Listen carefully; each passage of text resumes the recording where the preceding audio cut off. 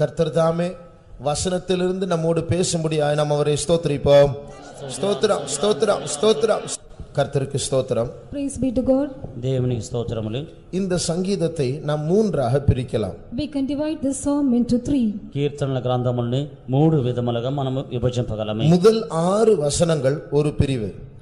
We can divide the first 6 verses to one portion. మొదటి 6 వాక్యములు ఒక భాగము. அடுத்தது 7ஆம் வசனத்திலிருந்து 11ஆம் வசனம் வரைக்கும் இரண்டாவது பிரிவு. Then from verses 7 to 11 second part. 7 నుంచి 16 వరకును కూడా రెండవ భాగము. மூன்றாவது 12ஆம் வசனத்திலிருந்து 14ஆவது வசனம் வரைக்கும் மூன்றாவது பிரிவு. Verses from 12 to 14 as third part. 12వ వాక్యం నుంచి 14వ వాక్యం వరకును కూడా మూడవ భాగమే.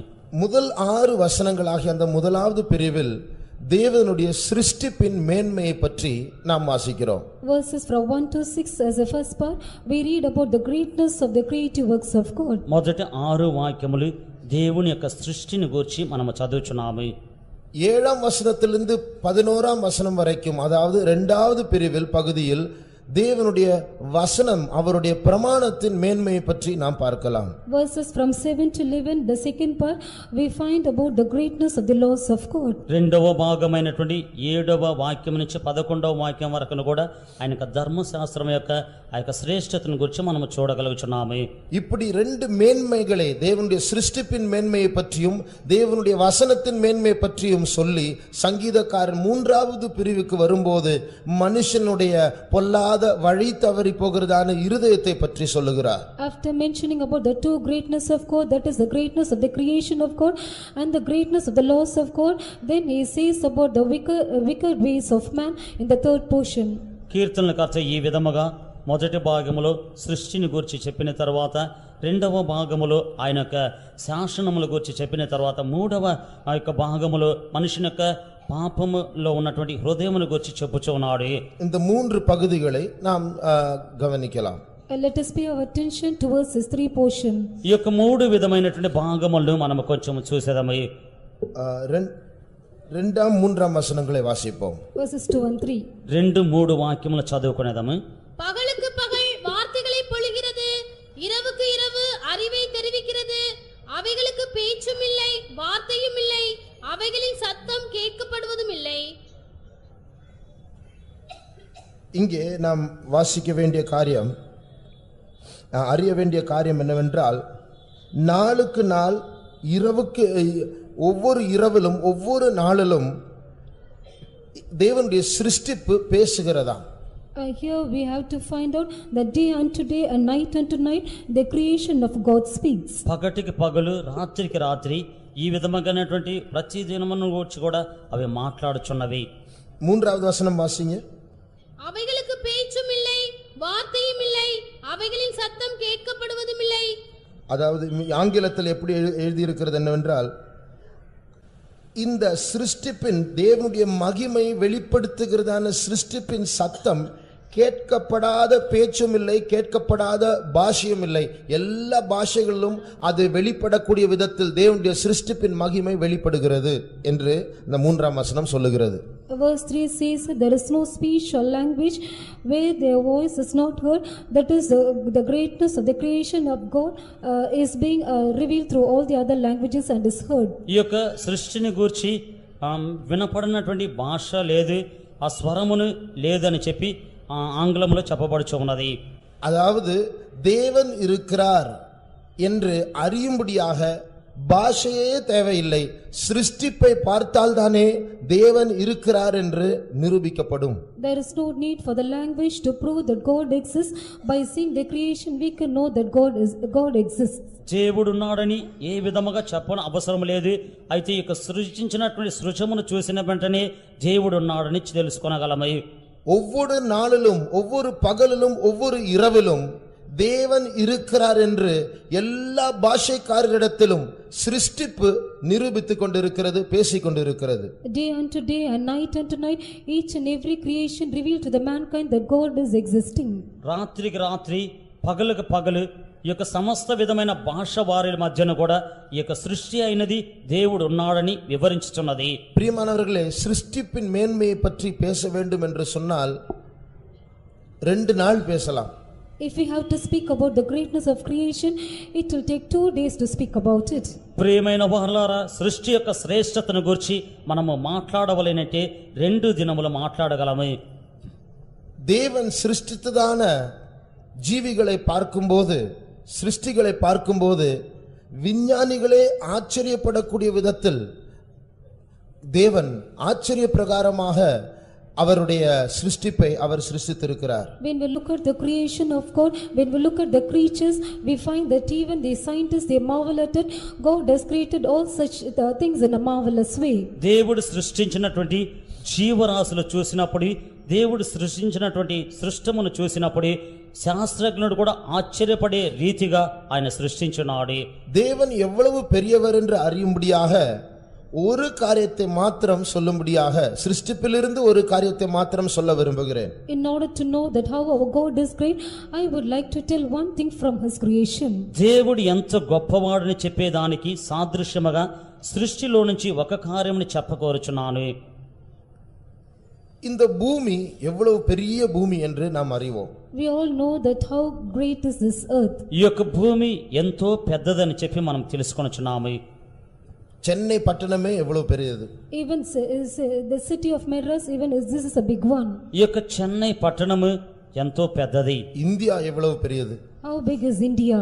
ఇండియా ఎంతగా పెద్దది. இந்த பூமியில் எத்தனையோ நாடுகள் உண்டு. There are so many countries on this earth. ఈ యొక్క భూలోకములో ఎన్నో దేశములు ఉన్నవి. இந்த பூமி இவ்வளவு பெரிய ஒரு பூமியா இருந்தாலும், though this universe is such a big one, ఈ యొక్క భూమి ఎంత పెద్దదై ఉన్నప్పటికీ சூரியனுக்கு முன்பாக இந்த பூமி ஒன்றுமே கிடையாது. this earth is nothing before the sun. సూర్యునికి ముందుగా చూసినట్లయితే ఈ యొక్క భూమి ఏమీ లేదు.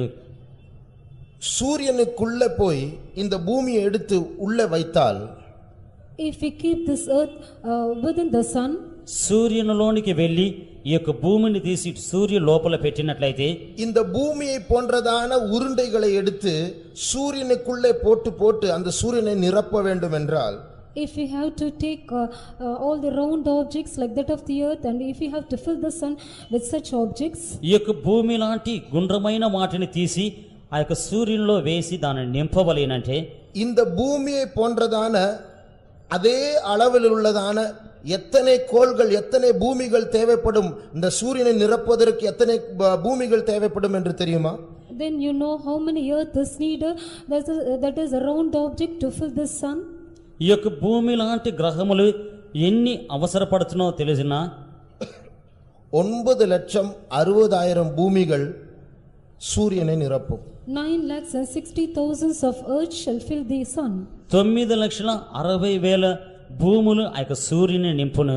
அப்படி என்றால் சூரியன் எவ்வளவு பெரியதான ஒரு நட்சத்திரம் என்று யோசித்து பாருங்கள். If it is so, then imagine that how big is a sun. ఆ విధముగా చెప్పినట్లయితే సూర్యుడు ఎంత గొప్ప నక్షత్రమో ఆలోచించండి. ஆனால் இந்த அண்ட சராசரத்தில் சூரியனை எடுத்துக்கொண்டால் அது ஒரு சிறிய நட்சத்திரம் தான். But if we shall take this sun under the universe, then that is a small planet. ఈ యొక్క సమస్తములో ఉన్నటువంటి ఆ యొక్క సూర్యుని తీసుకున్నట్లయితే అదొక చిన్న గ్రహమే. வானத்தில் நம்முடைய கண்ணுக்கு தெரியாத ஒரு நட்சத்திரம் உண்டு. அந்த நட்சத்திரத்தினுடைய பெயர் petal கியூஸ். There is a star which is not visible to our eyes in the sky, and the name of it is Betelgeuse. మనకు ఆకాశములో మనకు కన్నుకు తెలియనటువంటి నక్షత్రం ఉన్నది, దాని యొక్క పేరు బెటల్ గీవ్స్. சூரியன் இருக்கிற இடத்தில் இன்றைக்கு அந்த நட்சத்திரம் எடுத்து வைத்தால், if we shall place the star in the place where the sun is, సూర్యుడు ఉన్నటువంటి స్థలములో ఆ యొక్క నక్షత్రమును తీసుకొని పెట్టినట్లయితే, அதாவது இன்றைக்கு சூரியன் இருக்கிற இடத்தில் அந்த நட்சத்திரத்தை எடுத்து வைத்தால், அந்த சூரியன் பூமியை தொடுவது மாத்திரமல்ல, அந்த நட்சத்திரம் பூமியை தொடும், அது மாத்திரமல்ல பூமியை தாண்டியும் அது போகும். அவ்வளவு பெரியது. if we shall place a star in the place of the sun, not only it touches the earth, but it also goes beyond the earth. ఆ యొక్క నక్షత్రమును తీసుకొని వచ్చి భూమి ఉన్నటువంటి స్థలములో పెట్టినట్లయితే ఆ యొక్క నక్షత్రము భూమిని తాకుద మాత్రమే కాదు గాని భూమిని కూడా దాటిపోవును, అంత పెద్ద నక్షత్రమైనది. வேறு வார்த்தையில் சொல்லப்போனால் இந்த பெட்டல்கியூஸ் என்கிறதான நட்சத்திரம் சூரியனை விட பெரிதென்று சொல்வதை பார்க்கலும், நம்முடைய பூமி சூரியனை சுற்றி போகிறதான அந்த பாதையை விட 2 மடங்கு பெரியது. To say in other words, this star which is called the Betelgeuse, which is greater than that of the sun, even the path. Orbit, it's twice the size of the orbit of the earth around the sun. ఈ యొక్క భూమి యొక్క ఆ యొక్క నక్షత్రం బెటల్ gives అనేటువంటి నక్షత్రముని ఈ యొక్క సూర్యుని వద్ద పెట్టినట్లయితే సూర్యుని కంటే పెద్దదని చెప్పేటువంటి దానికంటే కూడా ఈ యొక్క భూమి అయినది సూర్యుని చుట్టూ తిరిగినటువంటి ఆ యొక్క స్థలము కంటే కూడా పెద్దదై ఉన్నది. இனி ஒரு நட்சத்திரம் உண்டு, அதனுடைய பெயர் Canis Majoris. There is another planet called Canis Majoris. ఇంకొక నక్షత్రం ఉన్నది, దాని పేరు కామస్ నెజాయిస్. அந்த நட்சத்திரத்துக்கு முன்பாக இந்த பெட்டல்கியூஸ் என்கிறதான நட்சத்திரம் வைத்தால் இது ஒரு சிறிய டேபிள் டென்னிஸ் பால் மாதிரி இருக்கும். If you shall place this Betelgeuse before there, then that is like a small tennis ball. ఆ యొక్క నక్షత్రం ముందుగా ఈ యొక్క బెటల్ గివ్స్ అనేటువంటి నక్షత్రం ఉంచినట్లయితే దానికి ముందుగా అది టేబుల్ టెన్నిస్ బాల్ వంటిదిగా ఉండును. அப்படி என்றால் ஆண்டவருடைய சிருஷ்டிப்பின் மேன்மை எவ்வளவு பெரியது யோசித்து பாருங்கள். If it is so, just imagine that how great is the creation of God. ఆ విధముగా చెప్పినట్లయితే దేవుని యొక్క సృష్టి ఎంత గొప్పదో ఆలోచించి చూడండి. ஒரு மனுஷன் வானத்தில் இருக்கிறதான நட்சத்திரங்கள் எல்லாம் எண்ணி முடிக்க வேண்டும் என்றால், If a man has to count all the stars that are in the sky, ఒక మనుషుడు ఆకాశములో ఉన్నటువంటి నక్షత్రములన్నిటిని కూడా ఎంచి ముగింపవలెనంటే பிறந்த நாளிலிருந்து புசிக்காமல் குடிக்காமல் உறங்காமல் வேலைக்கு போகாமல் படிக்காமல் அவனுடைய தொழிலே நட்சத்திரங்களை எண்ணுகிறதான தொழிலாய் இருந்தால் 24 மணி நேரமும் அதே செய்து கொண்டிருந்தால், from the day of his birth, without eating or drinking or studying or doing any other thing for all the 24 hours, if that is his work to count the stars, అతడు పుట్టినప్పటి నుంచి కూడా అతడు తినకుండాను త్రాగకుండాను పండుకొనకుండాను చదవకుండాను ఈ విధముగా 24 గంటల సేపు నక్షత్రములు ఎంచుట పనిలోనే ఉంటే, ஒரு நொடிக்கு ஒரு நட்சத்திரத்தை எண்ணினால், if he shall count the stars within 1 second, one star per second, if he shall count a star for a second, ఒక క్షణమునకు ఒక నక్షత్రమును ఎంచినట్లయితే எல்லா நட்சத்திரங்களையும் எண்ணி முடிக்க எத்தனை நாட்கள் ஆகும் தெரியுமா? do you know how many days it will take for him to count all these stars? నక్షత్రములన్నీ కూడా ఎంచి ముగించుటకు ఎన్ని దినములు పట్టునో తెలుసునా? ஒரு நொடிக்கு ஒரு நட்சத்திரம், Is 1 star for 1 second. ఒక క్షణమునకు ఒక నక్షత్రము 24 மணி நேரம் தூங்காமல் எண்ணிக்கொண்டே இருக்க வேண்டும். He has to be counting for all the 24 hours without sleeping. 24 గంటల సేపు నిద్రింపకుండా ఎంచుచునే ఉండవలేను. எத்தனை நாட்கள் ஆகும்?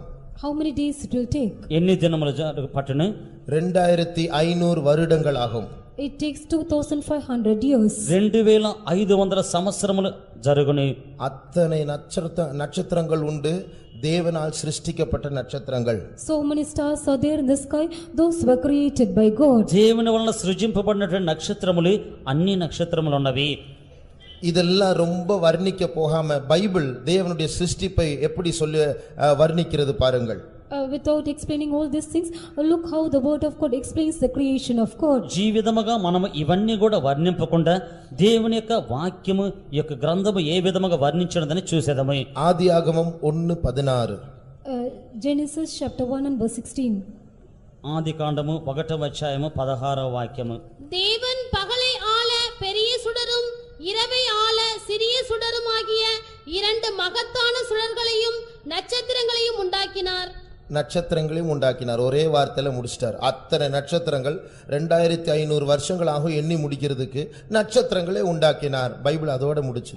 He made the stars also, but it takes 2500 years in order to count all these stars. But the word of God concludes saying that he made the stars also. నక్షత్రములు లెక్కించి ముగించుట కొరకై 2005 సంవత్సరములు పట్టేటువంటి నక్షత్రములు ఒకే మాటలో నక్షత్రమును కలుగజేసెను. 33వ సంగీతం 6వ వచనం. Psalms 33 and verse 6. 33వ కీర్తనలు 6వ వాక్యము.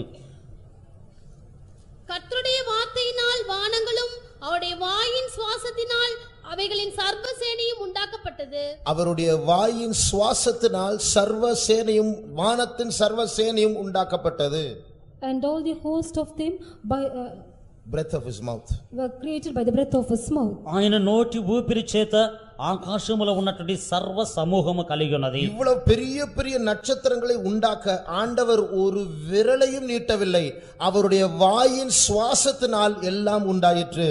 God did not even stretch even his finger to create all such great stars, but all these things were created by the word of his mouth. ఇటువంటి గొప్ప నక్షత్రముని కలుగు చేయుట కొరకే సృష్టించుట కొరకే ఆయన ఒక రేలు కూడా చూపలేదు, కానీ ఆయన ఒక నోటి ఊపిరి చేత అవన్నీ కూడా కలిగి ఉన్నవి. அவ்வளவு பெரிய தேவன் அத்தனை பெரிய நட்சத்திரங்களையும் அவருடைய வாயின் சுவாசத்தினால் உண்டாக்கினாரே.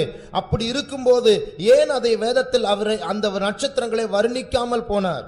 Such a great God, he has created such great and big stars, and why is it he has not described all these stars in the word of God? అంత గొప్ప దేవుడి అంత పెద్ద నక్షత్రముల్ని ఆయన సృష్టించినది ఊపిరి చేత సృజించున్నాడే. ఈ విధముగా ఉన్నప్పుడు ఎందు నిమిత్తమై ఆయన వర్ణింపకుండా ఉన్నాడు? காரணம் என்னவென்றால், மனுஷனே, அத்தனை பெரிய நட்சத்திரங்கள் எனக்கு முக்கியமானதல்ல, இந்த சிறிய பூமியில் இருக்கிறதான சிறிய நீ எனக்கு முக்கியமானவனா இருக்கிறாய். The reason is that such great stars are not important to me, but you are little one being on this earth, you are great and you are important to me. మనుషుడా, అంత గొప్ప నక్షత్రములు నాకు ముఖ్యమైనవి కాదు, కానీ ఇంత చిన్న భూమిలో నివసించుచున్నటువంటి నీవు నాకు ముఖ్యమైన వాడివి. ஆகையால் சிருஷ்டிப்பை பார்க்கும் போதே ஒரு பெரிய தேவன் இருக்கிறார் என்று நிரூபிக்கப்படுகிறது. Therefore, while seeing the creation itself, it is proved that there is a great God. ఈ విధముగా చెప్పినట్లయితే ఈ యొక్క సృష్టిని చూసినప్పుడే గొప్ప దేవుడున్నాడని చెప్పి నిరూపింపబడుచున్నది. தேவன் இல்லை என்று சொல்லுகிற நாஸ்திகர்கள் தேவனிடத்தில் கணக்கொப்புவிக்க வேண்டும். அவர்கள் சிங்காசனத்துக்கு முன்பாக நியாய தீர்ப்பின் நாளில் நிற்கும் போது கர்த்தர் அவர்களிடத்தில் கேட்பார், சிருஷ்டிப்பிலிருந்து நான் இருக்கிறேன் என்று நிரூபிக்கப்பட்டிருக்கிறது, இதற்கு என்ன பதில் சொல்லுகிறாய்? They that say that there is no God, they have to give account on the day of judgment. They have to give account to the Lord, saying that even the creation itself proves the existence of God, and how is it that you are going to answer for it? దేవుడు లేడని చెప్పేటువంటి నాస్తికులందరిని కూడా ఆయన యొక్క తీర్పు దినమందు లెక్క అప్పగించవలేని, ఆ యొక్క తీర్పు దినమందు ఈ యొక్క ప్రకృతి అంచనా కూడా నన్ను బయలుపరుచున్నది, నీవెందుకు తెలుసుకున్నదని చెప్పి అడుగుని. ரோமர் 1 அதிகாரம் 20 வசனம். Romans chapter 1 and verse 20. రోమా 1వ అధ్యాయము 20వ వాక్యము. எப்படி என்றால், காணப்படாதவைகளாகிய அவருடைய நித்திய வல்லமை, தேவத்துவம் என்பவைகள் உண்டாக்கப்பட்டிருக்கிறவைகளாலே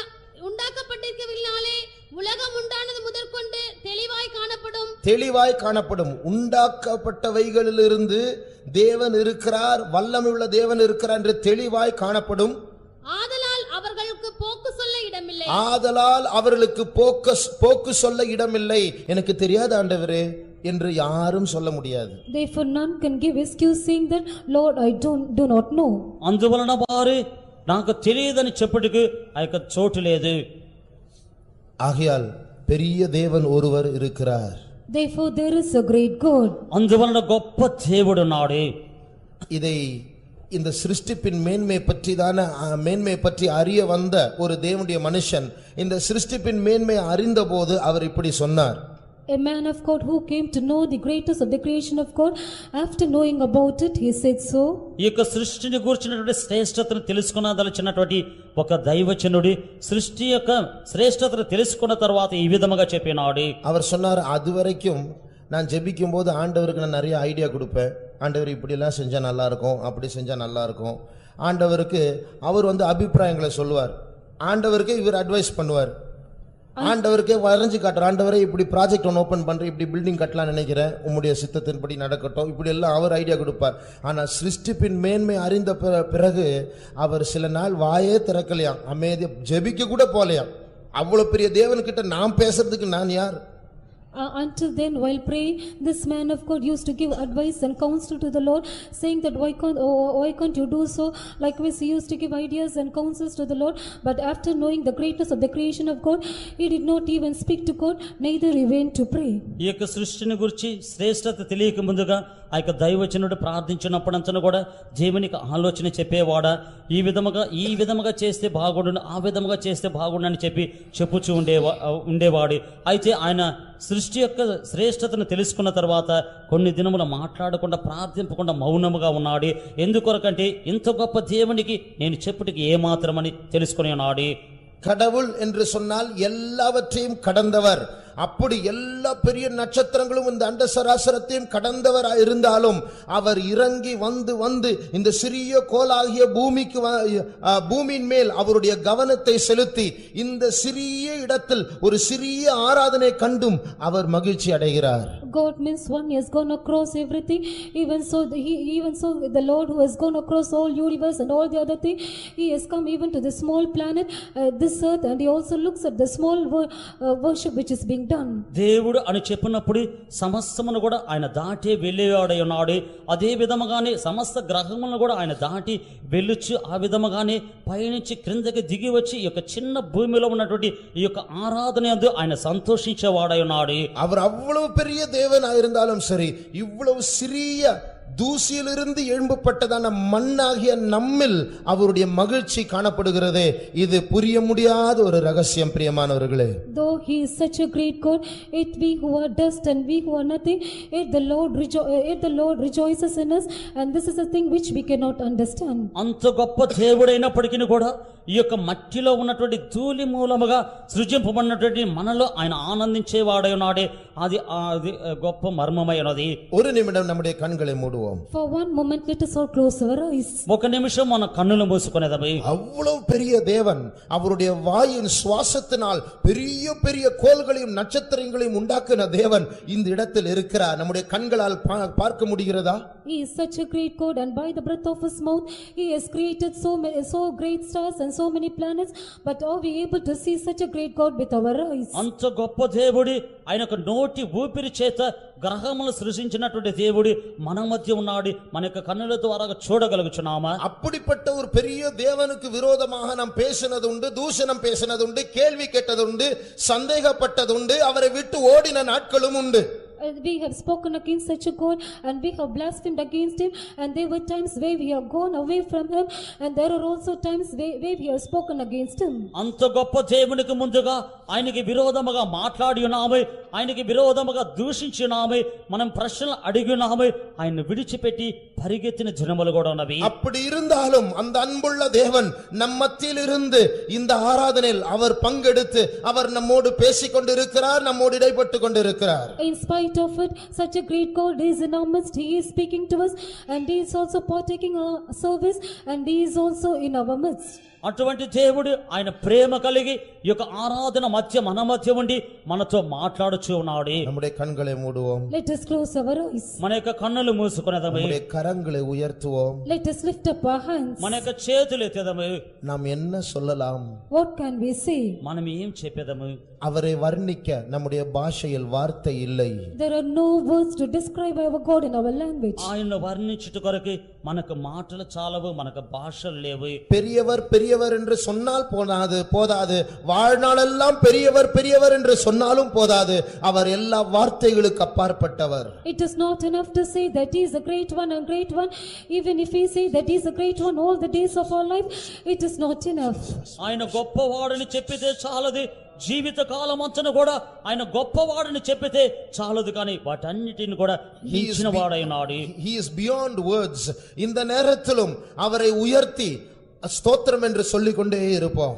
Even now let us exalt him and say praises unto him. ఈ యొక్క సమయమందు ఆయన హెచ్చించుచు స్తోత్రములు చెప్పుచూ ఉండేదమే. பெரிய தேவனை விசுவாச கண்களினால் மனக்கண்களினால் கண்டு உயர்த்தி ஸ்தோத்திரம் சொல்லிக் கொண்டே இருப்போமா? Let us see the great God with our eyes of understanding and with our eyes, and let us render praises to God. గొప్ప దేవుని మన యొక్క మనోనేత్రములు చూస్తూ స్తోత్రములు చెప్పుచూ ఉండేదమే. ஸ்தோத்திரிப்போம்.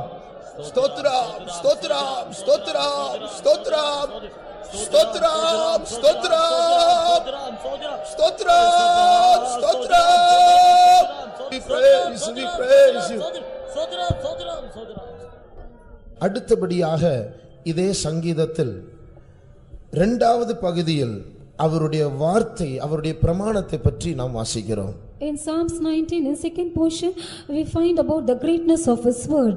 అదే విధముగానే ఈ యొక్క కీర్తన అధ్యాయములో రెండవ భాగములో ఆయన యొక్క ధర్మశాస్త్రముల గురించి, ఆయన యొక్క శాసనముల గురించి మనం చూస్తున్నాము. சிருஷ்டிப்பை பார்க்கும்போது ஒரு தேவன் இருக்கிறார், அவர் பெரிய தேவன் என்று அறியலாம்.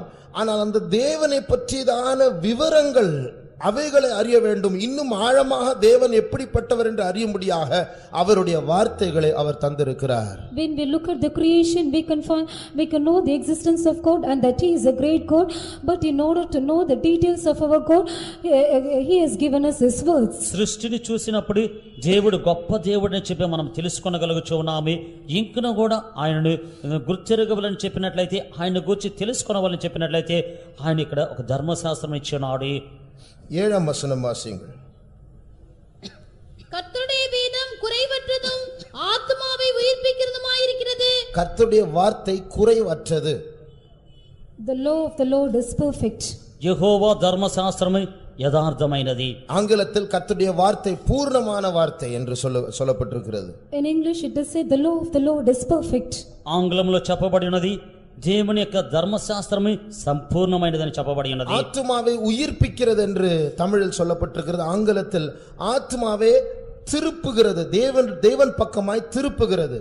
In Tamil it is said that it quickens the soul, but in English it is said that it converts the soul towards God.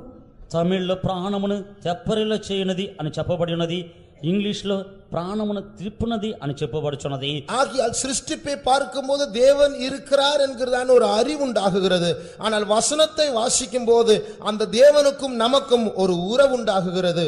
When we look at the creation, we understand the existence of God, but when we read the word, then there is a relationship between us and God. సృష్టిని చూసినప్పుడు దేవుడు ఉన్నాడని చెప్పి మనం తెలుసుకొనొచ్చు ఉన్నాము. అదే సమయమందు దేవుని యొక్క వాక్యమును చదువుచున్నప్పుడు ఆయనకు మనకు మధ్యన ఒక బంధుత్వం కలుగుచున్నది. சிருஷ்டிப்பை பார்க்கும்போது தேவன் பெரியவர் என்ற ஒரு அறிவு உண்டாகுகிறது. ஆனால் வசனத்திலிருந்து நாம் வசனத்தை வாசிக்கும் போது இந்த இருதயம், இந்த ஆத்துமா தேவன் பக்கமாக திரும்புகிறது. அவர் விரும்பக்கூடியவர் என்று நாம் அறிகிறோம். When we look at the creation, we get an understanding about the existence of God, but when we read the word of God, our soul or our heart is turned towards God. It gets converted to the Lord, and our desire is towards Him. సృష్టిని చూసినప్పుడు దేవుడు ఉన్నాడని చెప్పి తెలుసుకొనొచ్చు ఉన్నాము. అయితే మనం ఈ యొక్క వాక్యమును చదువుచు ఉన్నప్పుడు మన యొక్క హృదయమే ఆయన వైపు తిరుగుచూ ఉన్నది, ఆయన ప్రక్కగా వెలుచున్నది. అదే సమయమందు ఆయన కోరదగిన వాడని చెప్పబడుచున్నది. அது மாத்திரமல்ல, And not only that, అంత మాత్రమే కాదు, அந்த வசனத்தில் தொடர்ந்து நாம் வாசிக்கிறது போல தேவனுடைய வார்த்தை பேதைகளை ஞானிகளாக மாற்றும். when we read that verse, we understand it makes making wise the simple. అదే విధముగానే ఆ యొక్క వాక్యములు కొనసాగించ మనం చదువుచూ ఉన్నప్పుడు ఆ యొక్క వాక్యమైనది బుద్ధిహీనులను జ్ఞానమును కలుగజేయుచున్నది. இந்த பூமியில் எவ்வளவு படித்தாலும், எத்தனை PhD டிகிரி வாங்கினாலும், எவ்வளவு ஞானிகளாக எத்தனையோ காரியங்களை கண்டுபிடித்தாலும் நாம் ஆவிக்குரிய ஜீவியத்தில் பேதைகள் தான். Though we are well educated and though we get so many PhDs on this earth, yet we are simple in our spiritual life. ఈ యొక్క భూలోకములో ఎంతగా చదివినప్పటికీ కూడా, PhD డిగ్రీలు తీసినప్పటికీ కూడా, ఎంత మనము తెలుసుకున్నప్పటికీ కూడా ఈ యొక్క ఆత్మీక సంబంధముగా మనమందరము కూడా బుద్ధిహీనులమై ఉన్నాము. தேவனுடைய வார்த்தைகளை வாசிக்கும் போது இந்த பூமிக்கு ஏற்ற ஞானத்தையும் பரலோகத்துக்கு ஏற்ற ஞானத்தையும் தேவன் நமக்கு தருகிறார். When we read the word of God, God gives us wisdom pertaining to the word of God as well as to this earth. దేవుని యొక్క వాక్యమును మనం చదువుచున్నప్పుడు ఈ భూలోక సంబంధమైనటువంటి జ్ఞానముని, పరలోక సంబంధమైన జ్ఞానముని ఆయన కలుగు చేయుచున్నాడు. ஆவிக்குரிய ஞானம் என்று சொல்வது அது பூமிக்குரிய ஞானத்துக்கு மாறான ஒரு ஞானம் அல்ல, அது பூமிக்குரிய ஞானத்தை விழுங்கக்கூடிய ஒரு ஞானமாக இருக்கிறது. When we say about the spiritual wisdom, that is not only contrary to the wisdom of this world, but also it swallows up the earthly wisdom. ఆత్మీక జ్ఞానం అని చెప్పునది ఈ భూలోక సంబంధమైన జ్ఞానములో వ్యతిరేకమైనటువంటి జ్ఞానము మాత్రమే కాదు గాని ఈ యొక్క భూలోకములో ఉన్న జ్ఞానమును మృంగివేయనటువంటి జ్ఞానమై ఉన్నది. தேவன் தருகிறதான ஆவிக்குரிய ஞானம் பரலோகத்துக்கு நம்மை கொண்டு போவதற்கான ஒரு ஞானமாக இருக்கும், இந்த பூமியில் வாழ்வதற்கான ஞானமாகவும் இருக்கும். A spiritual wisdom that is given by the Lord, it also serves as a way for us to take to heaven, and also it gives us wisdom or understanding to live on this earth. దేవుడు అనుగ్రహించినటువంటి యొక్క ఆత్మీయ సంబంధమైనటువంటి జ్ఞానమైనది పరలోకములకు ఆ యొక్క జ్ఞానము కొనిపోని, భూలోకములో జీవించుటకు ఆ యొక్క జ్ఞానమును సహాయపడుని. சிறிய வயதிலிருந்து வேதத்தை வாசிக்கும்படியாக என்னுடைய பெற்றோர் கற்றுக் கொடுத்தார்கள். From my young age, my parents taught me to read the word of God. చిన్న వయసు నుంచి ఇక లేఖనముల చదువుట కొరకే నా యొక్క తల్లిదండ్రులు నాకు నేర్పించినారు. இன்றைக்கு எத்தனையோ வசனங்களை நான் புரிந்து கொள்ளுகிறேன். இன்றைக்கு நான் புரிந்து கொள்வதற்கான காரணம் என்ன தெரியுமா? சிறிய பிராயத்தில் சில வசனங்களை புரிந்து கொள்ளாமலேயே வாசித்தேன். அதற்காக தான் இன்றைக்கு அதை புரியக்கூடிய ஒரு பக்குவம் வந்திருக்கிறது. Today I understand so many verses, but the reason for me to understand those verses is that when I was young, when I read the word of God, I read it without any understanding. Therefore now I am able to understand all these verses. ఇప్పుడు నేను కొన్ని వాక్యములను అర్థం చేసుకొనుచున్నాను. ఇప్పుడు అర్థం చేసుట కారణం ఏమిటంటే చిన్న ప్రాయములో నేను దానిని అర్థం చేసుకోకుండా తెలియకుండా నేను చదివినాను. అందువలన ఇప్పుడు అర్థం చేసుకునే ప్రాయము నాకు వచ్చి ఉన్నది. புரிந்து கொள்ளாவிட்டாலும் தொடர்ந்து வாசித்துக் கொண்டே இருங்கள், அதற்குள் ஞானம் மறைந்திருக்கிறது. Even if you don't understand, just read it, there is wisdom hidden in it. మీకు అర్థం కాకపోయినప్పటికీ కూడా మీరు కొనసాగించి చదువుచూ ఉండండి, దాని యందు జ్ఞానము గుప్తములై ఉన్నవి. வேதத்தை நன்றாய் வாசிக்க பழகுகிறதான மாணவர்கள் அவருடைய படிப்பிலும் அவர்களுக்கு தெளிவுண்டாகும். ஏனென்றால் வேதத்தை வாசிக்கும் போது மனதில் ஒரு தெளிவுண்டாகும். Students who are used to read the word of God, they will even have well understanding in their studies because they will have a clear mind. ఈ యొక్క గ్రంథమును చదువుచూ ఉన్నటువంటి విద్యార్థులకి వారి యొక్క మనసులో జ్ఞానము పుట్టును. ஆகையால் வேதத்தை வாசியுங்கள். Therefore read the word of God. అందువలన ఈ యొక్క గ్రంథమును చదవండి. சிலருக்கு சில மாணவர்களுக்கு சில குறிப்பிட்ட பாடங்கள் படித்தாலும் புரியாது. For some students, some subjects, even if they study, they cannot understand. కొంతమంది విద్యార్థులకి కొన్ని పాఠములు చదివినప్పటికీ కూడా అవి అర్థం కావు. சில பெற்றோர் சொல்வார்கள், என்னுடைய பிள்ளை சயின்ஸ்ல வீக், மேத்ஸ்ல வீக், கொஞ்சம் ஜெபம் பண்ணுங்க.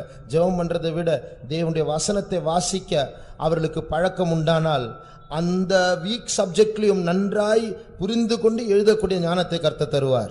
Some parents say that my child is weak in science or maths. In spite of praying, it is better to read the word of God, and if they are practiced reading the word of God, God will even give them understanding to study their subjects. కొంతమంది తల్లిదండ్రులు మా యొక్క పిల్లలు science లోను maths లోను ఈ విధముగా చాలా బలహీనముగా ఉన్నారని చెప్పి ప్రార్థించమని చెప్పేది. అయితే ప్రార్థించుట కంటే కూడా వారి యొక్క గ్రంథమును చదివితే చాలు. ఈ యొక్క గ్రంథమును చదువుచున్నప్పుడు వారు అర్థం చేసుకునేటువంటి జ్ఞానం వారికి కలుగును. புத்த மதத்தை சேர்ந்த ஒரு வாலிபனிடத்தில் ஒரு கிறிஸ்தவன் ஒரு புதிய ஏற்பாட்டு பைபிளை கொடுத்தார். A Christian gave a New Testament Bible to a young man, to a young Buddhist. బౌద్ధ మతమునకు చెందినటువంటి ఒక యవ్వనస్తుని యొద్ద ఒక క్రైస్తవుడి క్రొత్త నిబంధన యొక్క అది క్రొత్త ఏర్పాటుని ఇచ్చినాడు. அந்த புத்த மதத்தை சேர்ந்த வாலிபன் சுகவீனமாக மிகவும் மோசமான நிலையில் மருத்துவமனையில் சேர்க்கப்பட்டான். That young man, he was very sick and he was admitted in the hospital. ఇది బౌద్ధ మతమునకు చెందినటువంటి ఆ యొక్క యవ్వనుడి వ్యాధిపడి ఆ యొక్క హాస్పిటల్ చేర్చబడి ఉన్నాడు. அப்பொழுதுதான் இந்த புதிய ஏற்பாட்டு வேதாகமம் கொடுக்கப்பட்டது. While he was in such a situation, this New Testament was given to him. అప్పుడే ఈ యొక్క క్రొత్త నిబంధన పుస్తకమని ఇవ్వబడి ఉన్నది. அவர் வாசிக்க ஆரம்பித்தார். He began to read. ఆయన చదువుటకు ఆరంభించినాడు. என்ன வாசித்தார்? What he read? ఏం చదివాడు? ஆபிரகாம் ஈசாக்கை பெற்றான், ஈசாக்கு யாக்கோபை பெற்றான். இதுதான் பைபிளா? இதை விட ஒரு டெலிபோன் டைரக்டரி நான் வாசிக்கலாம். Abraham begat Isaac and Isaac Joseph. Instead that instead of reading this, he can read a telephone directory. Abraham ఈసాకును కని ఉన్నాడు, ఈసాకు యాకోబును కని ఉన్నాడు. ఇది బైబిల్గా ఉన్నదా? దీనికి బదులు ఒక టెలిఫోన్ డైరెక్ట్ చదవచ్చు అని చెప్పి అని ఉన్నాడు. என்ன இது முதலாம் மத்தேயு 1:1 இப்படியே பேரா இருக்கு. இது உள்ள பைபிள், இதை நான் வாசிக்கணுமா?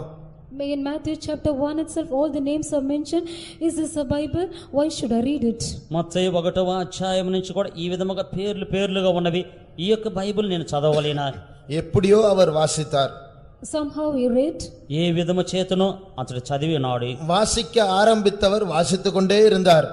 As he began to read, he was continually reading. చదువుటకు ఆరంభించిన వాడు చదువుచునే ఉన్నాడు. இன்றைக்கு அந்த வாலிபன் எத்தனையோ வருடங்களுக்கு பின்பாக இன்றைக்கு ஒரு சபை, அவர் இருக்கிற ஒரு சபையில் குறைந்தபட்சம் 1,00,000 விசுவாசிகள் இருக்கிறார்கள். அவர் அந்த சபைக்கு பாஸ்டராக இருக்கிறார்.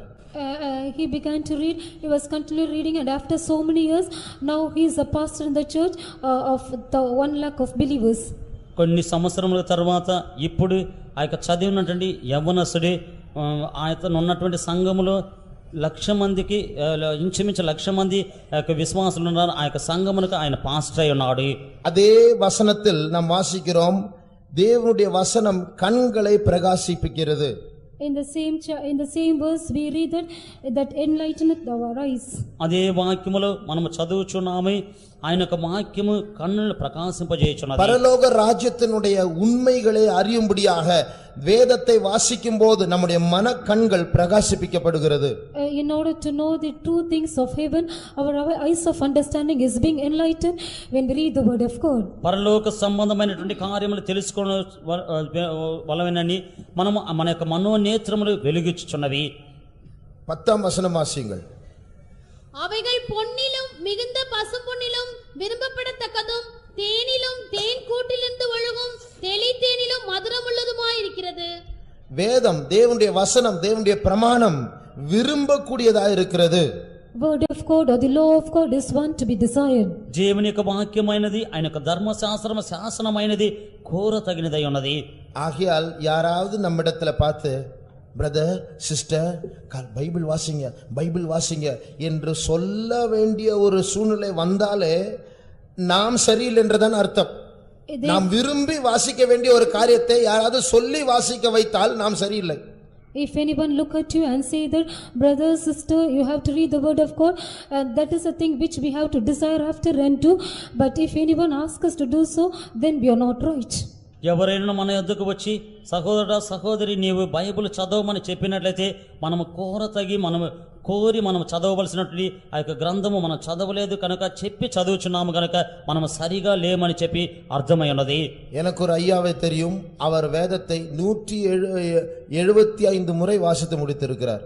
I know of a brother and he has read the word of God for 175 times.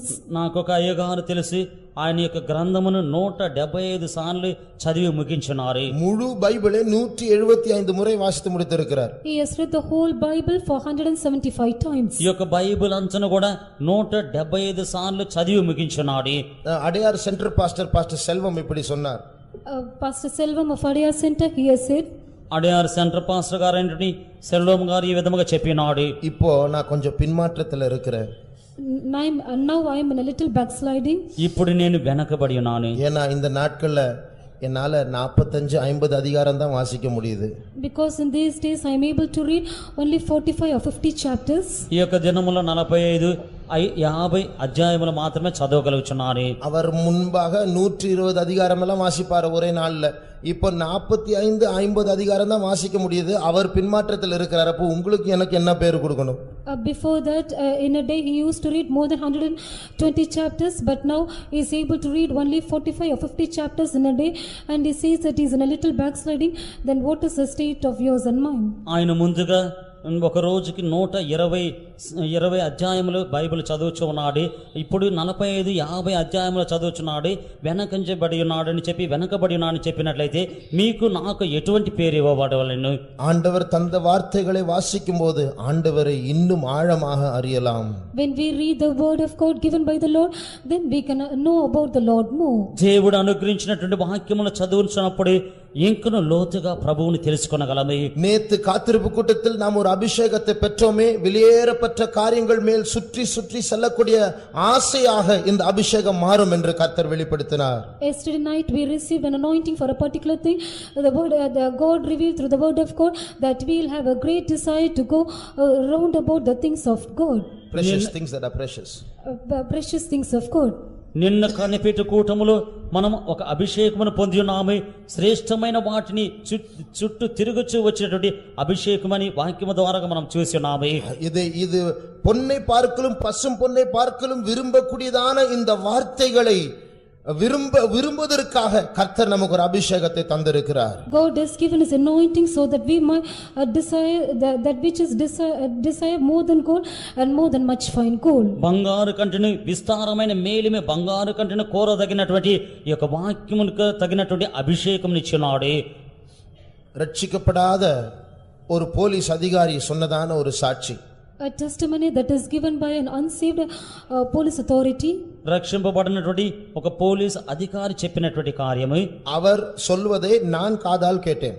I heard him saying so. ఆయన చెప్పుచున్నది నేను చెవుల ద్వారా వినినాని. அவர் தன்னை பற்றி சொல்லவில்லை, ரட்சிக்கப்படாத முன்னாள் கலெக்டராய் இருந்ததான ஒரு சகோதரியை பற்றி அவர் சொன்னார். He did not say about himself, but he said about a collector sister who was before him. ఆమె రక్షింపబడినటువంటి ముందుగా కలెక్టర్గా పనిచేసినటువంటి ఒక సహోదరిని గురించి చెప్పినాడు. அவர்களுக்கு ஏதாவது தேவை பிரச்சனை இருந்தால் நம்முடைய கிறிஸ்தவருடைய பைபிள் எடுத்து அப்படியே ஏதோ ஒரு பக்கமாக திறப்பார்களாம். If she is in need of anything or if she faces any problem, she used to take the Bible and open it. ఆమెకి ఏదైనా ఒక సమస్య కలిగినట్లయితే మన యొక్క బైబిల్ని ఏదో ఒక భాగంలో అదే ఆమె తెరుచున அவர்களுடைய விரலை எடுத்து ஏதாவது ஒரு வசனத்தின் மேல் வைப்பார்கள். She used to place her finger or any of the verse. ఆమె యొక్క వ్రేలు ఏదో ఒక వాక్యం మీద పెట్టును. எந்த வசனத்தில் விரலை வைக்கிறார்களோ அந்த வசனத்தை வாசித்தால் அந்த சூழ்நிலைக்கு ஏற்ற அந்த பிரச்சனைக்கு ஏற்ற ஆலோசனை அந்த இடத்தில் இருக்குமா. On the very verse that she has placed her finger, that serve as a counsel for her in that particular problem. ఏ వాక్యం మీదైతే ఆమె యొక్క వ్రేలు ఉంచుచు ఉన్నదో ఆ యొక్క సమస్యకు తగినట్లుగా ఆ యొక్క వాక్యము చదివినప్పుడు ఆ వాక్యములో వాక్యములో ఉండును. உண்மையான தேவனை அறியாத அந்த சகோதரிக்கு இப்படி ஒரு அறிவு இருக்கும் என்றால், that sister who has not known about the Lord, if she has such an understanding, నిజముగానే దేవుని ఎరుగనటువంటి ఆ యొక్క సహోదరికి ఇటువంటి ఒక జ్ఞానం ఉన్నట్లయితే, நீங்களும் நானும் வேதத்தை வாசித்தால் தேவனை எவ்வளவு ஆழமாக அறியலாம். you and I, if we shall read the word of God, then how much more that we can know about God. మీరు నేను ఈ యొక్క లేఖనములో చదివినట్లయితే దేవుని ఎంత లోతుగా తెలుసుకొనగలము. ஆனால் அறிவில்லாதவர்களை போல வேதத்தை வாசிக்க நமக்கு நேரமில்லை. As people without understanding, we do not have time to read the word of God. మనము జ్ఞానము లేని వారి వలె ఈ యొక్క గ్రంథముల చదువుట కొరకు సమయము లేదు. சிறு பிராயத்தில் பைபிள் வாசிக்கிற வரைக்கும் படிக்க கூடாது, பேப்பரும் வாசிக்க கூடாது என்று பெற்றோர் சட்டம் போட்டார்கள். When I was saying, my parents used to scold me that without reading the Bible that we should not study, neither should we should read newspaper. చిన్న వయసులో ఈ యొక్క బైబిల్ చదవక ముందు ఈ యొక్క పాఠం చదవకూడదు, పత్రిక చదవకూడదని చెప్పి నిబంధన తల్లిదండ్రులు ఉంచున్నారు. ஏதாவது கிரிக்கெட் மேட்ச் நடந்திருக்கும், ஸ்கோர் தெரியணும், ஆகையால் பைபிள் வாசிக்காம பேப்பர் படிக்க முடியாதே, என்ன செய்யலாம்? A cricket match would have gone, therefore without reading the Bible we cannot see the newspaper. So what shall we do? Therefore what shall we do? Cricket match జరిగి ఉంటుంది, దాని యొక్క స్కోర్ తెలుసుకున్న వాళ్ళని ఈ యొక్క బైబిల్ చదవకుండా ఆ యొక్క పేపర్ చూడకూడదు, దానికి ఏం చేయవలని? మనసెల్లం పేపర్ல தான் இருக்கும். All our mind is fixed upon paper. మనసంతను కూడా ఆ యొక్క పేపర్ మీదనే ఉండును. ஒரு அதிகாரமாவது வாசிக்காம பேப்பரை தொட முடியாது. Without reading even one chapter we cannot touch the newspaper. ఒక అధ్యాయమైన కూడా చదవకుండా ఆ యొక్క పత్రికను తీసుకొనకూడదు. அப்படி அவசரத்துக்கு அடிக்கடி 117வது சங்கீதத்தை நான் வாசிப்பேன். For this cause often we used to read Psalms 117. అవసరమునకి సానిసానికి 117వ కీర్తనను నేను చదివేదను. காரணம் என்ன? 2 வசனம் தான் இருக்கு அதுல. The reason is that there is only 2 verses. కారణం ఏమిటంటే రెండే వాక్యములు ఉన్నవి. ஒரு அதிகாரத்தை முடிச்சிட்டேன், இப்ப பேப்பர் வாசிக்கலாம். I finished one chapter, therefore I can read the newspaper now. ఒక అధ్యాయమును ముగించున్నాను, ఇప్పుడు పేపర్ చదవవచ్చును. அன்றைக்கு ஞான குறைவுள்ளவனா இருந்தேன், ஆனால் கர்த்தர் இன்றைக்கு ஞானத்தை தந்திருக்கிறார். நமக்கு எல்லாருக்கும் வேதத்தை விரும்பி வாசிக்கக்கூடிய ஒரு ஞானம் அவசியமாக இருக்கிறது. On that day I was without understanding, but now the Lord has given us all wisdom. Now he has given us wisdom in order to desire and read the word of God. అప్పుడు జ్ఞానము లేని వాడినై ఉన్నాను, ఇప్పుడు జ్ఞానము కలిగి ఉన్నాను. అదే విధముగా మనమందరమును కూడా ఇష్టపడి యొక్క గ్రంథమును చదవగలిగే వారమై ఉన్నాము. நம்முடைய ஆத்துமாவை தேவன் பக்கமாய் திருப்பக்கூடியதான இந்த வேதம், நம்முடைய கண்களை தெளிவாக்கக்கூடியதான இந்த வேதம், நம்முடைய பேதைத்தனத்தை மாற்றி ஆவிக்குரிய ஞானத்தை தரக்கூடியதான இந்த வேதத்தை விரும்பி வாசிக்கக்கூடியதான ஒரு கிருபை தேவன் நமக்கு தருவாராக. The law of God or the word of God which converts our soul and which enlightens our understanding, may the Lord give us desire in order to read the word of God. మన యొక్క ప్రాణమును ఆయన వైపు తిప్పునటువంటి ఈ యొక్క గ్రంథమును, మన యొక్క కన్నులను వెలుగునిచ్చేటువంటి ఈ యొక్క గ్రంథమును, మన యొక్క బుద్ధిహీనతను మనసును మార్చి జ్ఞానమునిచ్చేటువంటి ఈ యొక్క గ్రంథమును మనం ఇష్టపడి చదివే వారముగా దేవుడు మనల్ని మార్చునుగాక. இந்த மத்தியான வேளையில் இந்த வார்த்தைகளை ஒரு தத்துவமாக கேட்காமல் இதை கேட்கும் போதே இந்த வசனத்தில் இருக்கிற தேவனுடைய வல்லமையும் கிருபையும் நம்மை சந்திக்கட்டும். As we hear the word of God in this afternoon, let us not hear the word as just a word, but let grace and truth proceed from this word. ఈ యొక్క మధ్యాహ్న సమయమందు ఈ యొక్క వాక్యం వినుచున్నప్పుడు ఇది ఏదో వేదాంతముగా మనం వినకుండా ఈ యొక్క వేదములో ఉన్నటువంటి ఈ యొక్క వాక్యములో ఉన్నటువంటి శక్తి ప్రభావాలను మనం తాకవలెను. அவருடைய வசனத்தை நேசிக்கக்கூடிய ஒரு கிருபைக்காக நாம் கர்த்தரை ஸ்தோத்திரிப்போம். ஸ்தோத்திரம் ஸ்தோத்திரம் ஸ்தோத்திரம் ஸ்தோத்திரம். மூன்றாவது, இந்த சங்கீதத்தினுடைய மூன்றாவது பகுதியில் ஒரு பாவியுடைய ஜெபத்தை நாம் பார்க்கிறோம். Thirdly, in the third part of this chapter, we find the prayer of a sinner. ఈ యొక్క కీర్తన అధ్యాయములో ఉన్నటువంటి 3వ భాగములో పాపి యొక్క ప్రార్థన మనము చూస్తూ ఉన్నాము. உமது அடியான் உம்முடைய தாசன் என்று சொல்லி அவர் தேவனை நோக்கி தன்னுடைய நிலவரத்தை பற்றி சொல்லுகிறார். He explains his state towards the Lord, say, thy servant. నీ యొక్క దాసుడు నీ యొక్క సేవకుడు అని చెప్పి అతని యొక్క పరిస్థితిని గురించి చెప్పుచూ ఉన్నాడు. ஆண்டவரே, எனக்கு பல பிழைகள் உண்டு, எனக்கு ரகசிய பாவங்கள் உண்டு, நீர்தான் என்னை பாதுகாக்க வேண்டும். Lord, there are so many errors and secret sins in my life. Lord, you have to preserve me. ప్రభువా, నాలో పలు విధమైన పొరపాట్లు ఉన్నవి, నాలో రహస్యమైన తప్పులు ఉన్నవి, నీవే నన్ను కాపాడవలెను. துணிகரமான பாவங்கள் என்னுடைய இருதயத்தை ஆளுகை செய்யக்கூடாது ஆண்டவரே. Let not presumptuous sin have dominion over my heart. దురభిమాన పాపములు నా యొక్క హృదయమును ఏలుబడి చేయకూడదు ప్రభువా. இந்த இடத்தில் சங்கீதக்காரன் தாவீது தன்னுடைய உண்மையான நிலவரத்தை அறிக்கையிடுகிறார். In this place, psalmist David, he confesses his true state. ఈ యొక్క సమయమందు దావీదు తన యొక్క నిజమైనటువంటి ఒక పరిస్థితిని ఒప్పుకోలు చేయుచున్నాడు. சிருஷ்டிப்பின் மேன்மையை பார்க்கும்போது, when we look at the greatness of the creation, సృష్టి యొక్క శ్రేష్టతను చూసినప్పుడు, வசனத்தின் வெளிச்சத்திற்கு முன்பாக தன்னை நிறுத்தும்போது, when we place ourselves before the light of the word of God, వాక్యం యొక్క వెలుగులో తనను నిలబెట్టినప్పుడు, அவர் சொல்லுகிற அவருடைய அறிவு என்னவென்றால், ஆண்டவரே, நான் ஒரு பாவி, நான் பல பிழைகளும் குற்றங்களும் நிறைந்தவன். his understanding is that, Lord, I am a sinner and I am a man full of sins and errors. అతని యొక్క గ్రహింపు ఏమిటంటే, ప్రభువా, నేను ఒక పాపిని, నేను పొరపాట్లను తప్పులు కలిగినటువంటి వాడిని అని చెప్పుచున్నాడు. நாம் எல்லாரும் ஒவ்வொரு நாளும் பல தவறுகளை செய்கிறவர்கள். Each and every day we do commit so many errors. మనమందరము కూడా ప్రతి దినమునే పలు విధమైన తప్పులు చేయుచూ ఉన్నాము. நமக்கு எல்லாருக்கும் பல குற்றங்கள் உண்டு. So many faults are in our lives. మనకు అందరికీ కూడా పలు విధమైన దోషములు ఉన్నవి. டோசர் என்கிறதான ஒரு தேவனுடைய மனுஷன் இப்படி சொன்னார். A man of God named Tozer, he has said so. దోషం అని చెప్పేటువంటి ఒక దైవజనుడు ఈ విధముగా చెప్పినాడు. ஒரு குறிப்பிட்ட மனுஷனை பார்த்து, இவர் நல்லவன், இவர் பரலோகத்துக்கு போவதற்கான தகுதி உடையவன் என்று ஒரு மனுஷனை பார்த்து நாம் சொன்னால் நமக்கு பாவம் என்னதென்று தெரியாது என்று அவர் சொன்னார். Looking at a particular person, if we look at him and say that he is a good man and that he is worthy to go to heaven, then he says that we do not know what is sin. ఒక మనిషిని మనము చూసి ఇతడు మంచివాడు, పరలోకములు పోవుటకు అర్హుడై ఉన్నాడు చెప్పి మనం చెప్పినట్లయితే ఇక పాపం ఏమిటని చెప్పి మనకు తెలియదని చెప్పినాడు. சிலர் இப்படி சொல்வார்கள், நான் நல்லவன் தான், நான் தப்பு யாரும் பண்ற யாருக்கும் தீங்கு செய்ய மாட்டேன், நான் ஏன் பரலோகத்துக்கு போகக்கூடாது.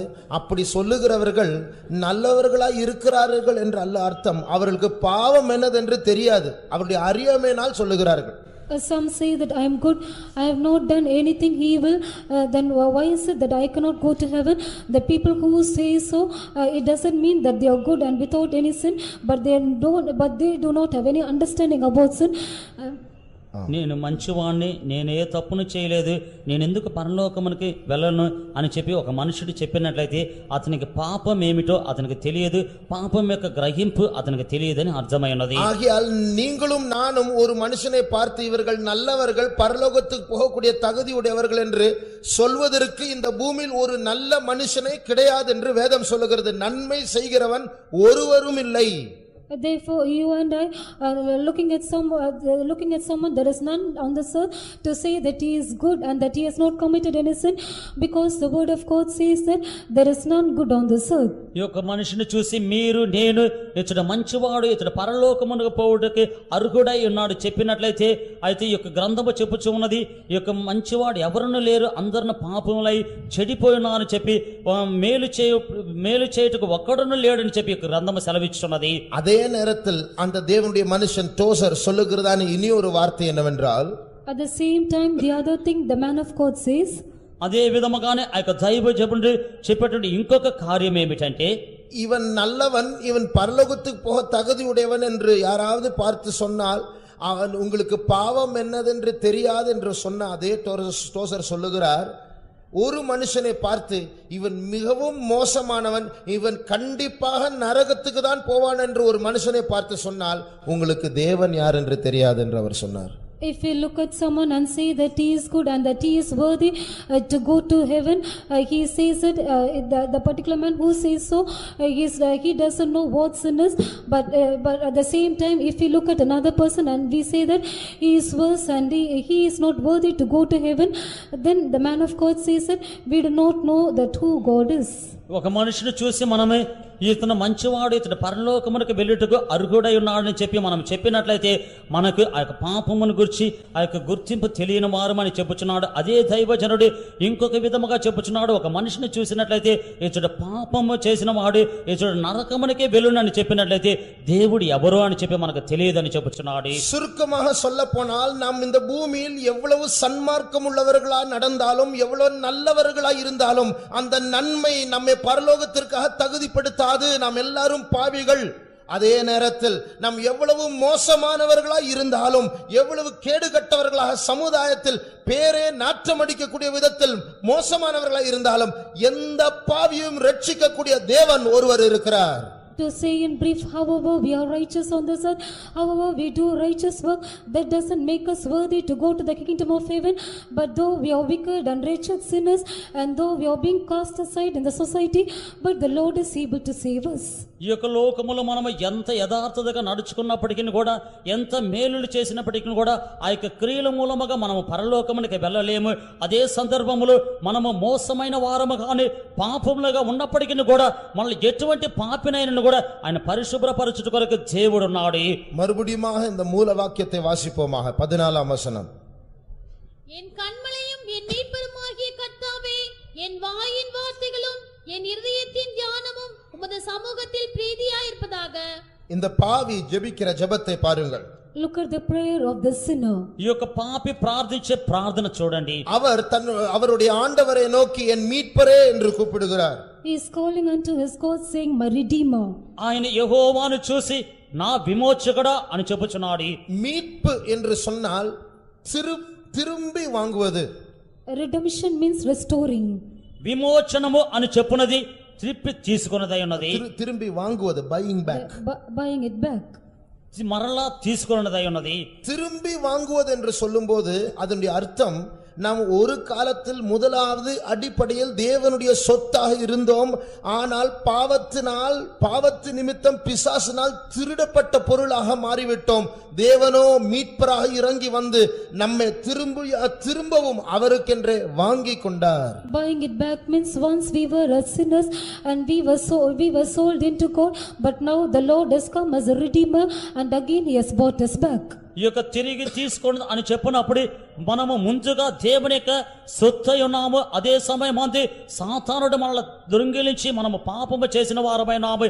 అందువలన ఆయనకు విమోచనగా ఆయన వచ్చి మనల్ని తిరిగి తీసుకొని ఉన్నాడు. ஒரு சிறுவன் ஒரு முறை ஒரு சிறிய ஒரு படகை செய்தான். A young lad, he made a small boat. ఒక చిన్న పిల్లవాడు ఒక చిన్న పడవను చేసినాడు. ஒரு நதியில் அதை வைத்தான். He placed it on a river.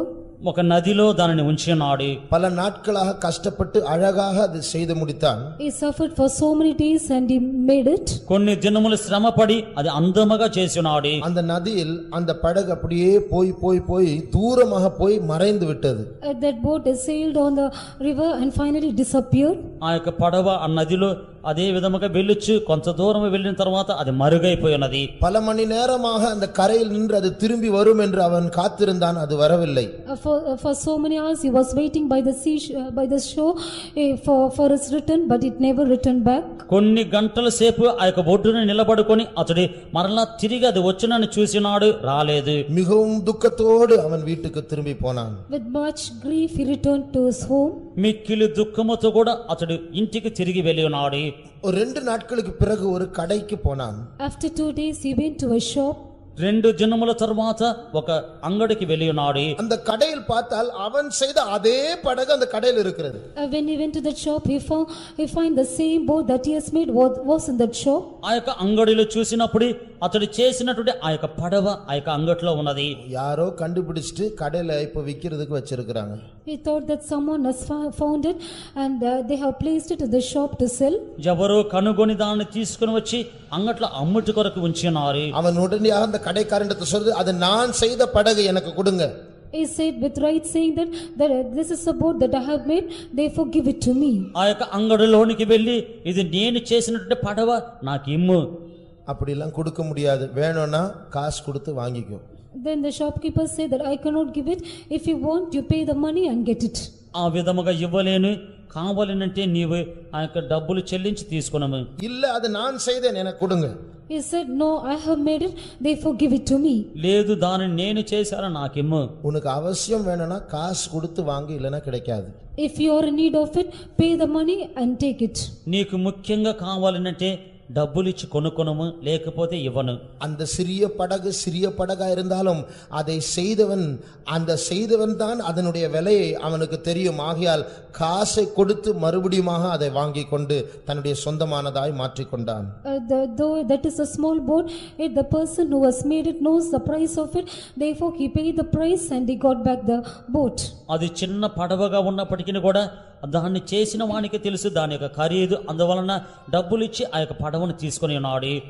வானத்தையும் பூமியும் வானத்தில் உள்ள எல்லா நட்சத்திரங்களையும் சேனைகள் சர்வ சேனையும் தன்னுடைய வாயின் சுவாசத்தினால் பூமி தேவன் உருவாக்கினாரே. God who has created the heaven and the earth and all the host of heaven and the stars, the Lord who created it by the breath of his mouth.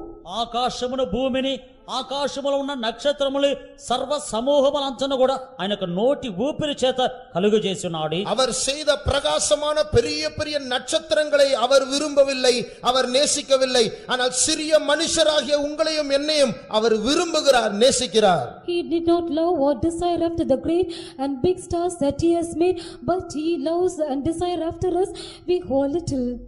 ఆ యొక్క వెలుగునిచ్చేటువంటి గొప్ప నక్షత్రముల్ని ఆయన కోరుకొనలేదు.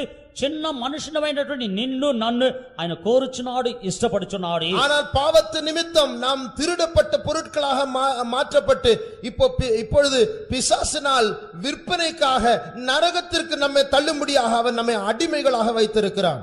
Because of our sins we have been stolen by the devil and we have been placed in order to be sold to hell. ఇప్పుడు పాపము ద్వారాగా సాతాను మూలముగా దొంగిలింపబడి ఇప్పుడు అమ్ముటి కొరకే మళ్ళా నరకమునకు త్రోసివేయట కొరకే అతడు మళ్ళా బానిసలుగా చేసుకొని ఉన్నాడు. புதிதாக வந்திருக்கிறவர்கள் யாராவது இங்கே இருப்பார்கள் என்றால் நீங்கள் அறிய வேண்டிய செய்தி என்னவென்றால், if any newcomers are here, then the message that you have to know is, క్రొత్తగా వచ్చిన వారు ఇక్కడ ఎవరైనా ఉన్నట్లయితే మీరు తెలుసుకోవాల్సినటువంటి వర్తమానం ఏమిటంటే, குடி பழக்கம், புகைவலிக்கிற பழக்கம், விபச்சாரம், கெட்ட வார்த்தைகள் பேசுகிறதான பழக்கம், கொலைபாதகம், இப்படிப்பட்ட காரியங்கள் இருந்தால் நாம் சாத்தானுடைய சொத்தாக இருக்கிறோம், பிசாசுக்கு அடிமையா இருக்கிறோம். If we have the habit of drinking or smoking or adultery or any other evil habits, then we are the treasure or the thing of the devil and we are slaves to Satan.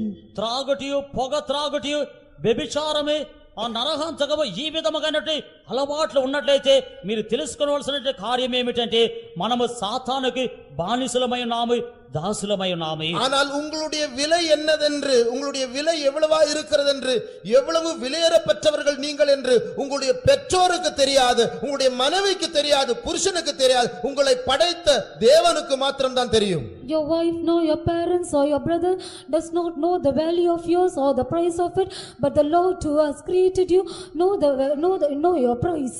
మీరు ఎంత విలువగలవారని చెప్పి నీ యొక్క తల్లిదండ్రులకు తెలియదు, నీ యొక్క భార్యకు తెలియదు, అన్నదమ్ములకు తెలియదు, నిన్ను సృజించినటువంటి దేవునికి మాత్రమే తెలియను. ஆண்டவர் சாத்தானிடத்தில் சென்று அது நான் படைத்த மனுஷன் எனக்கு திரும்பி கொடு என்று கேட்டால் சாத்தான் என்ன சொல்லுவான்?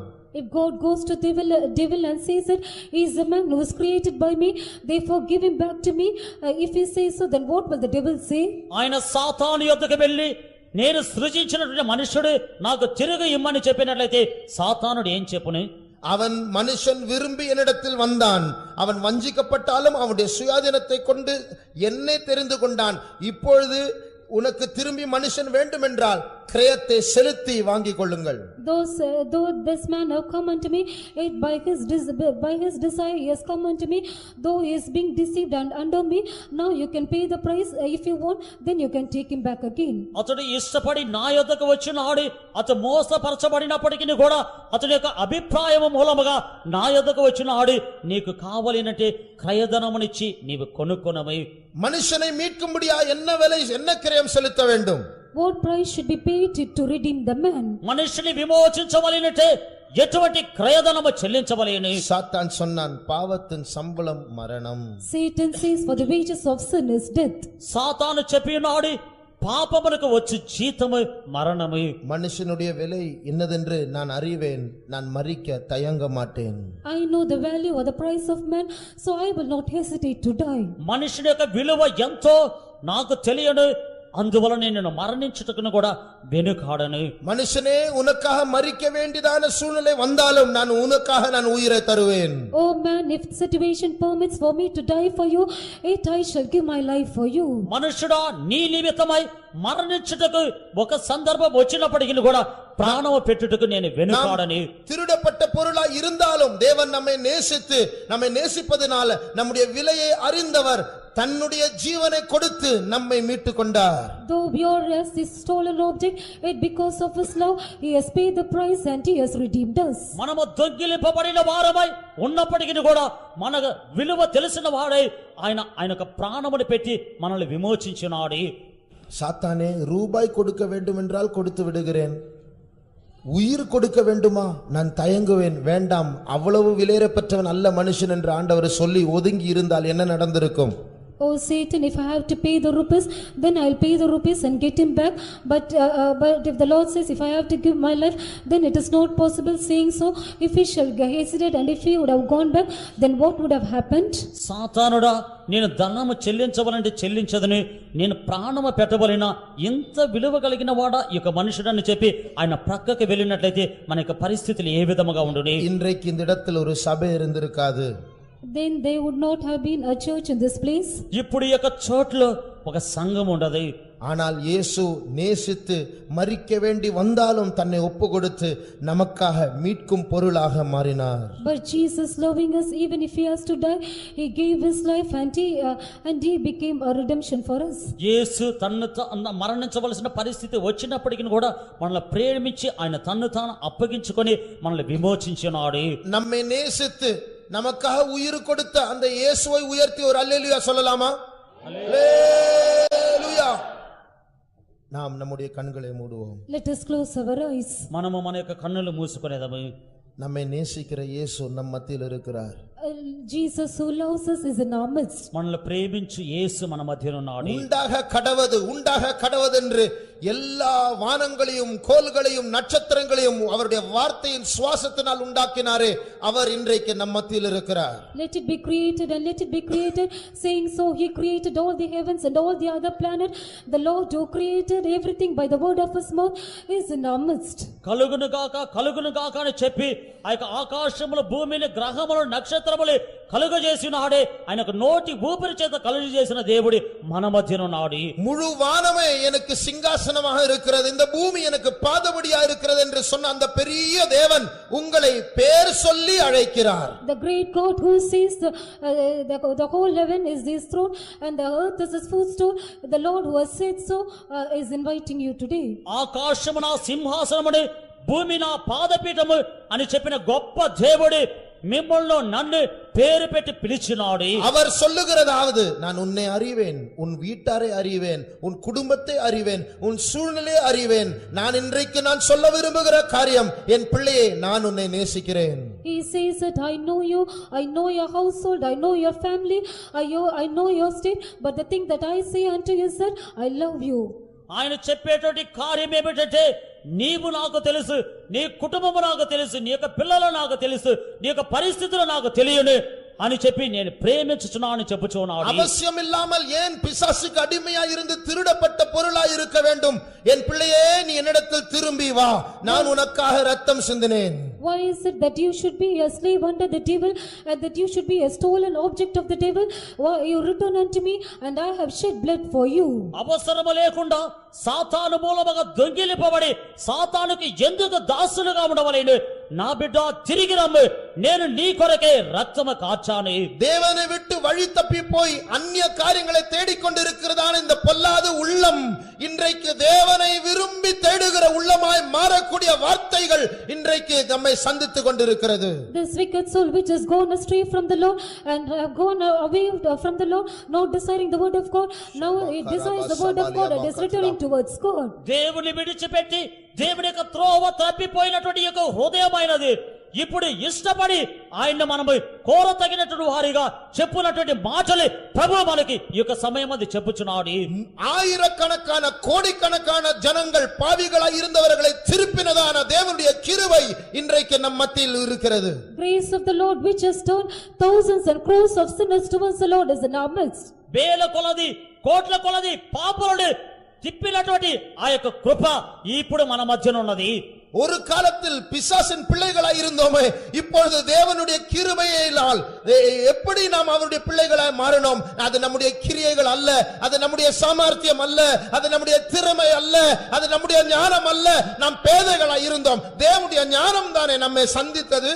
Once we were the children of the devil, but now by the grace of God we have become the children of God, and it is not a wisdom or by our ability or by our capability, but it is the grace of God that has visited us. మనం అపవాది పిల్లలమై ఉన్నాము, అయితే ఇప్పుడు దేవుని యొక్క పిల్లలమై ఉన్నాము. ఆయన యొక్క కృప అయినది, అది మన యొక్క సామర్థ్యము, మన యొక్క జ్ఞానము, మన యొక్క పరిస్థితులు కాదు, గాని దేవుని యొక్క జ్ఞానమే మనల్ని సంధించి ఉన్నది. நாம் நீதி நியாயம் பேச வேண்டாம்.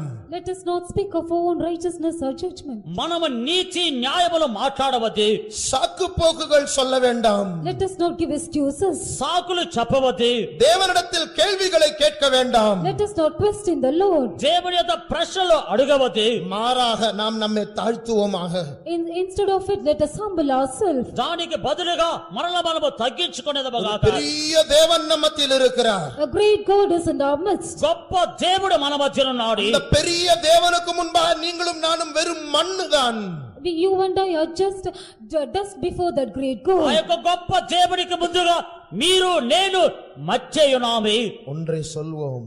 Let us say one thing. ఒకటి మాత్రమే చెప్పేదమే. ஆண்டவரே, பாவியாகிய என் மேல் கிருபையாயிரும். Lord, be merciful unto me, a sinner. ప్రభువా, పాపినైన నన్ను కరుణించమే. இந்த பரிசுத்த சபையில் இருப்பதற்கு எனக்கு தகுதி இல்லை ஆண்டவரே. Lord, I am not worthy to be in this holy church. ఈ యొక్క పరిశుద్ధ సంఘము మధ్య ఉండుటకు నేను అర్హుడిని కాదు ప్రభువా. உம்முடைய பரிசுத்த சன்னிதானத்திற்கு முன்பாக இருக்க எனக்கு தகுதி இல்லை ஆண்டவரே. Lord, I don't have any worthiness to be in your holy presence. ప్రభువా, మీ యొక్క పరిశుద్ధ సాన్నిధ్యములో ఉండుట కొరకు నేను అర్హుడిని కాదు. என் கண்மலையே, என் மீட்பரே, என்னுடைய வாயின் வார்த்தையும் என்னுடைய இருதயத்தின் தியானமும் உம்முடைய சமூகத்திற்கு முன்பாக பிரீதியா இருக்கட்டும் ஆண்டவரே. Oh Lord, my strength and my redeemer, let the words of my mouth and the meditation of my heart be acceptable in thy sight. నా ఆశ్రయ దుర్గమా, నా విమోచకుడా, నా నోటి మాటలను, నా హృదయ ధ్యానమది నీ దృష్టికి అంగీకారమగునుగాక. நாம் தாழ்த்துவோமா? Let us humble ourselves. మనము తగ్గించుకునేదమా? எனக்கு தகுதி உண்டு, நான் பரிசுத்தவான் என்று சொல்லுகிறவர்கள் மௌனமா இருக்கலாம். இது மற்றவர்களுக்கு, இது பாவிகளுக்கு மாத்திரம்தான். நான் பாவி, நான் மோசமானவன் என்று சொல்லுகிறவர்கள் தாழ்த்துவோம். ஆண்டவரிடத்தில் செல்லுவோம். நாம் தாழ்த்தி நாம் அவரை நோக்கி, பாவியாகி என் மேல் கிருபையாய் இரும் என்று சத்தமிட்டு கூப்பிடுவோம். அந்த பெரிய தேவன் பெரியவர் மாத்திரமல்ல, அவர் அன்புள்ளவர். They that say they are holy and righteous, let us remain silent. This is only for the sinners. Let us humble and go to the Lord. Let us say, Lord, I am a sinner, and therefore be merciful unto me. నేను పరిశుద్ధుణ్ణి, నేను అర్హుణ్ణి అని చెప్పేవారు మౌనముగా ఉండవలేను. ఇది పాపులకి, నేను పాపిని, నేను మోసమైనటువంటి వాడిని, పాపినైన నా మీద కరుణించమని చెప్పేవారు మాత్రమే ఆయన వైపు చూసి అడిగేదమే. அப்பா இரக்கம் பாராட்டும் ஆண்டவரே, நாங்கள் பாவிகள், மோசமானவர்கள், ஒன்றுக்கும் உதவாதவர்கள் அப்பா, நம்ப முடியாதவர்கள் ஆண்டவரே, துரோகிகள் ஆண்டவரே.